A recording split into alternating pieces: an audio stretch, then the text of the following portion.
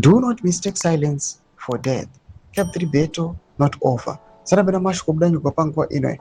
Anyongwana senator. Jameson Timba no subscribe or like on the bell icon. Timba no move down your fellow Zimbabweans.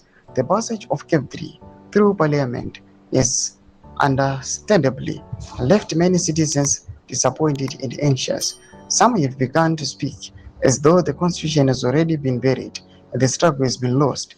I urge you not to mistake silence for death.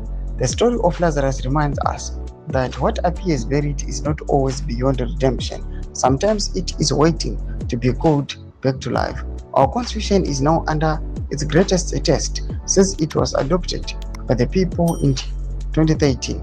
Yet Parliament is not the final custodian of constitutional democracy. The constitution ultimately belongs to the people, and its future depends on the willingness of citizens to defend it through lawful, peaceful, and democratic means.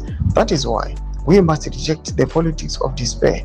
Father Zimbabwe, General Joshua Ngomo, once reminded us that Zimbabwe would not die because the young people would save it.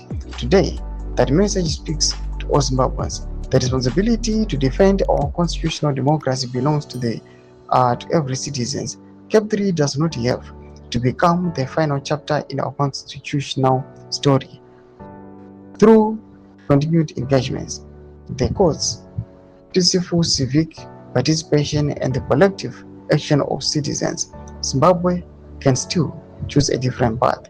History is not written by Parliament alone. It is also written by citizens who refuse to surrender their constitution. So remain engaged, remain vigilant, remain hopeful, and above all, play your part. Though my developments much connected to Panapa, na Senator Jameson Timba. Mnangagwa section minutes of aim to be on the page to so subscribe or like, on the bell icon.